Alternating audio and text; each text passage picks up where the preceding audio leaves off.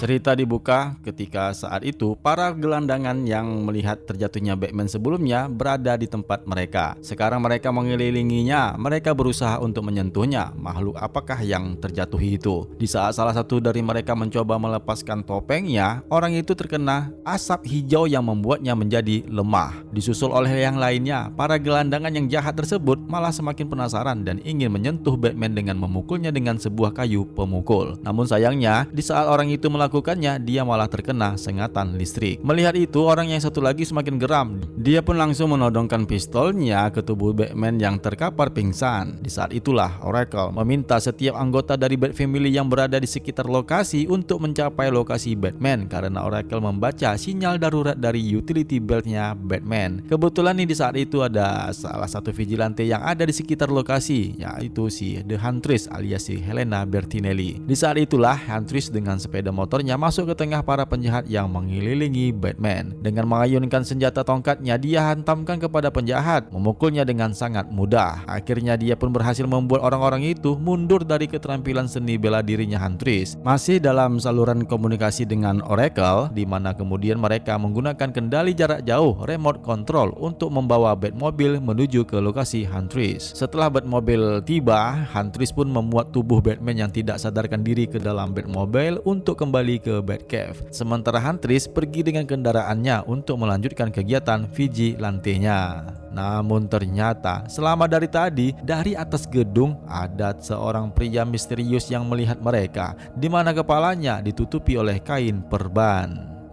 Di tempat lain, Poison Ivy mengambil tas berisi uang yang dia terima dari Catwoman sebelumnya, dan saat ini dia berikannya kembali kepada sosok bayangan yang ada di lokasi yang dirahasiakan. Sosok bayangan itu bertanya, bagaimana dengan Catwoman? Poison Ivy pun menjawab untuk tidak terlalu mengkhawatirkannya, apalagi mengenai Batman.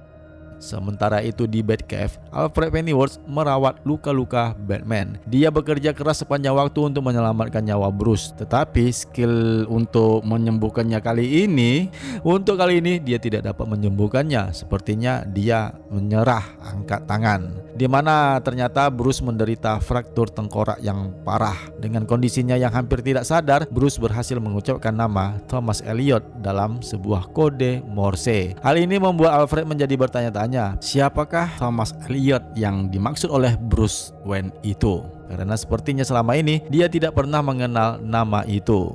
Dalam adegan kilasan berita dan media di masa lalu, Gotham Gazette menuliskan di headline beritanya tentang insiden kecelakaan keluarga Elliot di saat perjalanan dengan kendaraan mobilnya, di mana juga Thomas Elliot ternyata adalah teman masa kecilnya Bruce Wayne. Saat ini, Thomas Elliot adalah seorang dokter ahli bedah saraf yang ada di rumah sakit kota Gotham. Di sanalah Alfred membawanya ke rumah sakit itu, dan dalam proses operasinya, Dr. Thomas Elliot akhirnya berhasil menyelamatkan Bruce Wayne. Selama melakukan operasi, Bruce bermimpi tentang masa kecilnya. Dia ingat di saat itu dia bermain catur dengan Tommy Elliot di masa muda mereka dan mengomentari pikiran analitis Tommy yang tajam. Kedua orang tua Bruce pun menganggap sepertinya Bruce dan Tommy adalah saudara, meskipun mereka terlihat seperti dua orang sahabat yang baik. Di saat melakukan operasinya, Alfred meminta Nightwing untuk menghancurkan salah satu mobil sport Bruce dan mengarang cerita bahwa Bruce melukai dirinya sendiri saat balapan di sekitar kawasan Bristol. Kembali ke proses operasi yang dilakukan Dr. Tommy. Akhirnya operasi pun berhasil dilakukan dan Bruce pun akhirnya terselamatkan. Namun dalam kesuksesannya tersimpan senyum yang mengerikan. Dia masuk ke dalam sebuah ruangan dan mengambil sebuah headline berita